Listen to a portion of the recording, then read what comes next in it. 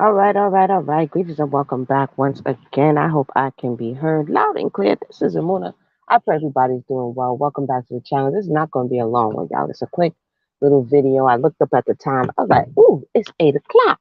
But that's the young one slamming the door. I don't know why she's slamming the door, but let me go ahead and run a quick little commercial, give you some time to come on and hit the like on your way in.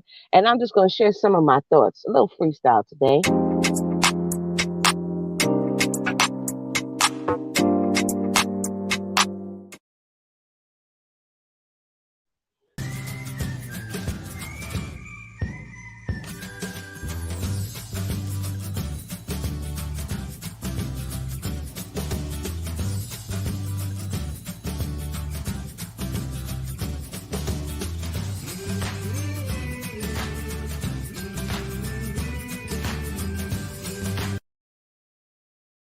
All right. Like I said, I'm not going to stay long. It's 8:23, and this is something that comes up often, right? And it's a conversation around. Let me know if I can be heard. By the way, it's a conversation around women initiate 70% of the divorce. See, it's the women that are out here breaking up happy homes, and I only said it like that because that's the way they usually say it. You know, the people who are spouting the statistics, who are noting the data, are really upset and like, yeah, we found the culprit, right? And so I was thinking. And I was like, and I think I spoke to this before, but I'll speak to it again, even in light of the enslaved love story that we looked at yesterday, um, Lucy Ann Dunn. So if you missed that one, check that one out. That was a nice story. But in light of those things, there were certain things present in that story, as well as other stories that are absent, not only in relationships, but in the culture as a whole that lends towards divorce being something that the woman would initiate, right? So a lot of men, a lot of dating coaches, and all of these people are running around saying things like men control access to marriage and women control access to reproduction, right? Hey, what's going on? Truthful. And so let me know if I could be heard. So with that being said, we have two different power dynamics here, right? Some will say that the man is the boss and he employs the woman. She comes on to work with him to achieve the goals that he already has set. Some of the issues that I'm hearing with the Manispherian dialogue, or oftentimes monologue, is that the woman thinks that she's supposed to come with her objective and the man comes with his. And the reason why it's not working is because she's not signing on to his assignment. She's coming with her own assignment and they're clashing, right? Tell me if you agree, if you don't agree, if I'm if I have it down so far. Because what I realize that when you're having these conversations, let me wind this window down. Y'all know I like winding windows down. If you don't get the premise of the conversation, then all those little outliers, all those little you miss what the issue is, right? And so because the woman is coming with her job within a job, basically she's going to a job and already saying, I have a job. Now, if your job and my job mesh, well, or my career and your career mesh, then we can work. And if not, we cannot, right? So, one of the issues is the way in which people come to marriage. So, even if we get past that hurdle, as we're talking about divorce, right? And she comes on and she signs on, and he says, hey, do you want to marry me? AKA, hey, do you want the job? Right?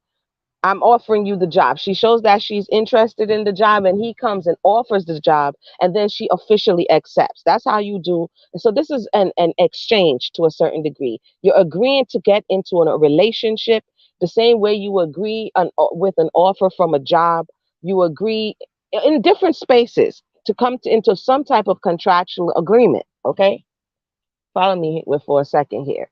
So now, usually when you're looking for a job, if you do your due diligence and if the employer is transparent, the person they're going to let you know what the position is, what are the expectations of the position, what are the benefits that you can expect, and also what they require of you to fill this position.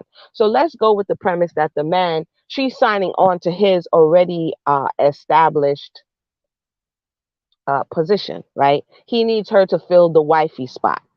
Okay. She decides, okay, I'm going to sign on. So she signs on. When she gets to the job, it depends. Okay. Some people who sign on, they need on the job training. Some people, when they sign on, they may need direction. Some people, when they sign on, they may need a space so that they can work and so that they can effectively do their job. Okay. When you get into a wife position, depending on the mindset of the man and of the woman, there are many things that oftentimes is not considered. It's not laid out in the same way things are laid out when you sign on to the work manual, right? These are all the things that are expected of you, da da da da da. It's not usually laid out like that. It's a lot of unsaid things, it's a lot of unspoken, it's a lot of assumed, right? So now she's into this position. Honeymoon period is over. He has expectations. She tries her best to meet them. Whatever he has been accustomed to in times past, meaning whatever he was exposed to as a child or whatever he has idolized in his mind, he may not even communicate this. She don't know, or maybe she does, right? Or he doesn't communicate it effectively. It's the same way in which if you had a boss, and I'm only using this terminology so you can understand to a certain degree why she oftentimes initiates the divorce. She's in the position, but the benefits, the perks, because a lot of people sign on for work or jobs or relationships for perks and benefits. Let's keep it on it. They're going to give you dental. They're going to give you 2 weeks off. They're going to give you paternity and maternity leave. And you're like, oh, bet this is good. They're going to sew into your 401k. Okay. So when she's in this position as his wife and all of the extra stuff has worn off, okay, it's not exciting anymore. Okay, and she has to hunker down into this position, whatever that might be. She starts realizing that the demands of the position outweighs the perks of the position, right? Let me know if I'm bugging. Because you say she initiates more of the divorce. Now, imagine, have you ever gotten a job and they were saying all this and all that when you first signed up? You come into work, they're disorderly, they don't pay on time, no one ever knows what's going on, they pass the buck, no one takes responsibility, the bosses, whatever is going on, the work environment, the work culture becomes to a certain degree toxic. Maybe you try to go through the proper chain of commands. Maybe you try to talk to the supervisor, you try to talk to your boss, nobody's listening. Maybe you try to talk to your husband, you bring your concerns, let him know, hey, when you do such and such, he just thinks you're complaining. I gave you all of this, I gave you a job, you got your cubicle, go sit down and do your work. What happens? The person becomes disgruntled, the same way they do in any occupation. You said it's a position that you're hiring her for, right? So you hired her to be wife. Now she's becoming disgruntled, but you're not meeting her concerns, you're not meeting her needs in whatever capacity that may be. She may not be able to articulate effectively. So she says stuff like, I'm just not happy. So the men run around and the women run around on the internet and say, they break up their happy home. But you wasn't listening to the whole time that she said she wasn't happy. For those who are buying into this particular construct, okay? For others, they'll be like, that's not me. I'm not about that. We're not talking about that right now, okay? For all the times that she's saying, I need to communicate, I need to know what's going on, he is not leading effectively. There's no trust in the organization. She doesn't feel as though her voice is being heard. Now, what happens if you work someplace and you don't feel your voice is being heard? Your concerns are being dismissed, um, and they're making demands of you that far exceed your pay grade. Let's not mention if there are financial hardships. You have to produce without the materials to do so, so that adds extra stress. At the end of the day, and I'm making it very simple for people who out there, they initiate. Some people don't know what they want, but for situations like this, at the end of the day, what happens? You no longer want to work at that organization. In marriage terms, in relationship terms, that's what equals into a divorce. More often than not, the woman doesn't just pop up out of the clear blue sky and say she wants a divorce. I said more often than not. Although women oftentimes are not the most clear cut creatures that the Most High has made. There's a bit of complication to the feminine species, right? Intricacies. She's wonderfully made. We are wonderfully made, right? Um, when the man is unable to effectively communicate, lead, and meet the needs of the woman that he asks to come into his enterprise and be wifey, she reasons to herself, either based on those her co-workers, those who may be around her, the co-workers, aka the family members, those who she's now voicing her complaints to because there's no one in HR, aka the husband, who's willing to listen, right? And she decides, you know what? This is a bad look. I want a divorce. At this point, that's like saying, I quit. That's like saying, I'm going to put in my 2 weeks notice. Now, at this point, oh, it's unfair. It's unjust. You're breaking up a happy home. What about the children, the dog? What about Fifi? The whole time, Homegirl was telling you this is not a good look. But because it was like a continual dripping, because her concerns were bothersome to your spirit, and you just wanted to be able to relax when you got home, you overlooked all of those complaints or suggestions in the comment box until it became overwhelming. And when she quit, then you hear her. Then you're like, oh, someone needs to talk to her. Somebody get, because oftentimes, not all, but men and women see marriage differently. The man sees the marriage as someone is coming to aid me, someone is coming to help me. She's a helpmate, meet for the man. And she, unless you hire someone to assist her, she's the one who's going to be carrying a lot of the day-to-day burdens, a lot of the load, especially if you equal children into the equation.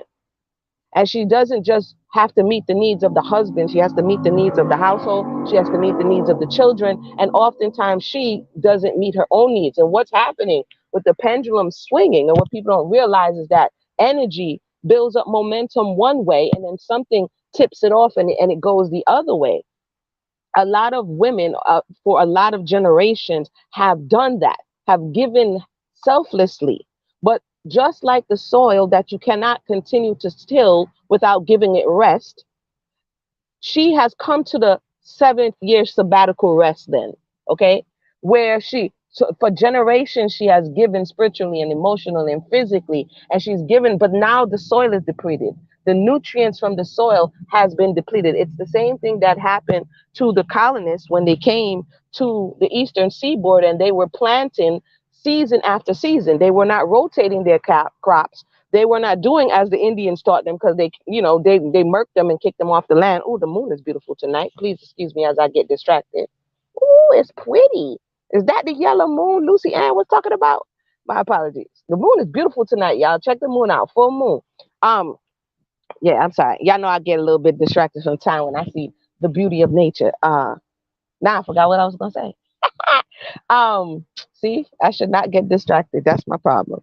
Um, yeah, so basically, essentially, when her, oh yeah, that's what I was saying. That's what had me look at the moon, y'all, because I looked over at the grass to talk about the colonists, and then boom, I saw the moon, and then I got distracted. But I'm back on course now. So when the colonists did not listen to wisdom, Hakma, okay, and they were out there just thinking about productivity, sell, produce, gimme, money, money, money, tobacco, and indigo. They were not rotating the crops. And what happens when you plant the same thing year after year after year? Whatever you're planting needs a certain combination of minerals and nutrients, and it pulls that from the soil. So with each crop that you pull it from the soil, unless you put it back in some way, unless you plant alternating crops, unless you fertilize the field, it's going to become depleted. And then after which time, nothing you plant will yield you any real reward, because the ground, the earth, does not have it to give you. Now, some people, Sister Maya used to hate when I gave this analogy, but to a certain degree, the woman, the feminine, is the earth. And in Torah, and for those who subscribe to Torah and follow the wisdom in Torah, there's a conversation about letting the land rest, letting the feminine principle rest, letting the produce that falls to the ground, let it go back into the ground and nourish the ground and build the ground back up. The woman is not the ground in the sense of that you're going to walk all over her. In the sense, if she is depleted, then you're not going to get that which you're looking for. And what a lot of the noise to me from the manosphere and from the internet and all of this conversation that's going around, and the woman is not the same quality that she used to be, is because she has become depleted. And if the ground is depleted, you have to look at the husbandman. I'll say that again. Let me do my Umar, y'all. If the ground is depleted, you have to look at the husbandman. Because for culture or agriculture that man puts their hand to, if you look at wildcraft in nature, that's very different. But when you have civilizations that are coming in and trying to cultivate a certain space and a certain plot of land, whatever is going wrong or right in that space is going to be attributed to the farmers who are in that space. What are you doing? What are you not doing? What have you added? What have you not added? So if the husbandman employs the wife and she is depleted, that means that somebody is extracting resources, energy, time, wisdom, thoughts, knowledge that they are not replenishing. So when you come back, there's nothing for you to get. And then when she says she doesn't have the tolerance of her grandmother, and she doesn't have the patience of her great grandmother, because the well is dry, because each time those women were depleted. Oh, I gotta say it one more time. I only said it 2 times. What's going on, India? I almost forgot. uh oh yeah, if the ground is depleted, I only said it 2 times, you have to look at the husbandman. Okay, don't let me get my Farrakhan on. You got to look at the husband. Because if you look at the word husband, it has to do with agriculture. And because the man is in the air condition on YouTube and TikTok, he has been disconnected from his first occupation, which was husbandry. And because he's disconnected, he has no idea why his relationships are failing. So he goes outside, aka on YouTube, on camera, on your microphone, and he mics up and the ground is depleted. He doesn't know that he's indicting himself. The women is not yielding in the way they used to. Every time he says something in this way, he's indicting himself to a certain degree. Why? Why? Because, bro, you are in charge of marriage. You are hiring somebody for a position that you are not qualified to employ her in that capacity, because you cannot compensate, pay, nor replenish the resources that you are taking out. That's all I got for today. I told the children I wasn't going to stay long. The sun is dropping and the moon is rising, and it is yet beautiful. I almost want to smell honeysuckle. You understand? But that's just my thought. Real quick, simple, and straight to the point. See? And I did all of this without my background music, which I know I like. But hey, it is what it is. I'm going to put my background music on the end here. And that's my thoughts on that. When you get away from your natural occupation, then you don't know why what you're doing is not working. You are totally confused. And the reason why you're confused and looking to blame everything and everyone is because you are disconnected, my brother. My brother, I'm here to say, my brother, you are disconnected from the reality. Okay?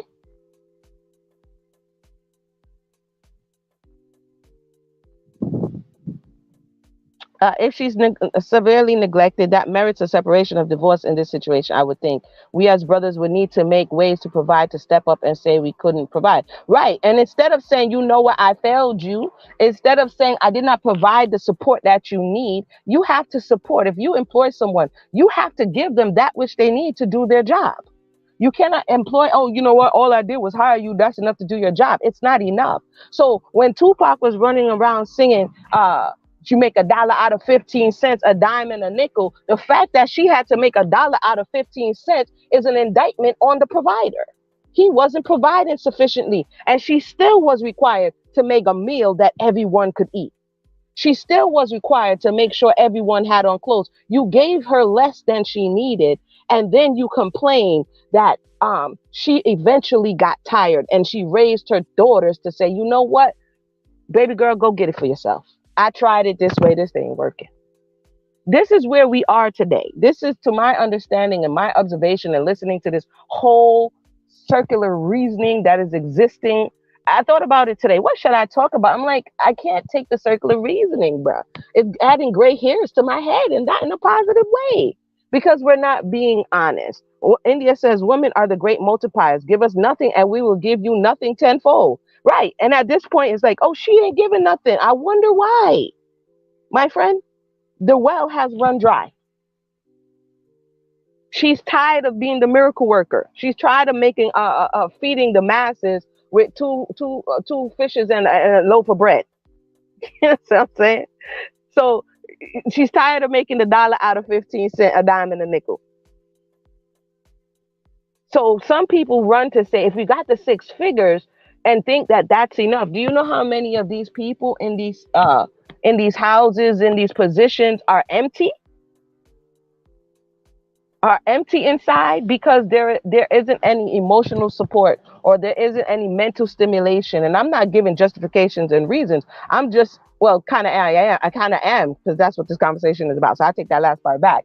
If you want to know why that the majority of women are divorcing, I think most of women oftentimes are going in with a certain level of expectation, and that expectation is not wholly communicated. And when she gets disenchanted or when she gets dissatisfied, um, you know, she walks away in whatever way that looks like. Some women walk away quietly, some walk away fighting. He may go outside and start bringing other people within the relationship. She may go out there and start bringing other people within the relationship, and it all goes downhill from there. You know what I'm saying? It all goes downhill from there. Uh, my mom was done like that, but my stepdad still filed for divorce. See, so you have some of the men. The man filing for divorce is like having to go through HR to fire the person, right? And not only to fire the person, to fire the person who works for the state or who works for the post office. You know, it's hard to fire somebody who works for the post office. So sometimes, not all the time, men do not want to go through. It's not that they don't want to necessarily be in the relationship. They may not want to be in the relationship, but they also don't want the headache of having to go through the process of filing the paperwork. So they rather put the woman in a position or create the environment in which the woman is going to do the heavy lifting. Because she the secretary, what he look like filing paperwork? She the secretary, that's why he hired her. She the one who's supposed to be doing the pushing the papers, not him. He don't got no time for that. He got to watch the playoffs. You understand? I'm not saying this is all situations. I'm just saying look at a lot of these situations and see that there was a communication breakdown. There's a disconnect, and it was allowed to continue.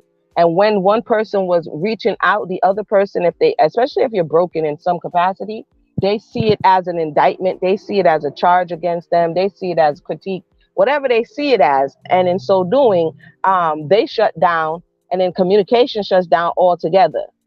And then after that, you think, well, the only way to get out of this is to call it quits. Especially if the other person is viable to a certain degree. You may have domestic violence, but you also may have financial. The other one person is dependent wholly financially on the other person. And so a lot of older relationships, it's not because they all the time love the person. It's because financially they did not have any other options. So they decided to stay and stick it out. So that's my thoughts. Let me know yours. I told these young ones we're gonna ride early. So on this conversation on this matter, why do you think women file for divorces? Why are people quitting jobs left and right? They always say gotta be something wrong with you. Then what is wrong with all of these companies that are hiring but can't find anybody to fill positions? Sometimes it's the company, sometimes it's the person. Right? And sometimes the person is going from company to company because they don't know what they want. They don't know what they're looking for. But that's not always the case, right? There's so many things that can be, but there she's the employee and he's the employer in this situation. And if the employee in this day and time does not like the company, this is not our grandfathers and great grandmothers' day. People just quit and look for another job. I'm not saying it's right, wrong, or indifferent. I'm just saying my thoughts on what is. With that said, thank you, everybody, for tuning in. Y'all know I'm about to play the I've been watching you watching me. We trying to get to 7K. 7K. I gotta come back and do the Marvin Gaye. We on chapter 2 on that Marvin Gaye. So stay tuned. It's probably not gonna be tonight. But but we gonna get there. We gonna get there. I've been watching you, watching me, and I know you want to like, subscribe, and comment. Now I'm playing, but for real, like, subscribe, and comment. Join the conversation. You don't know.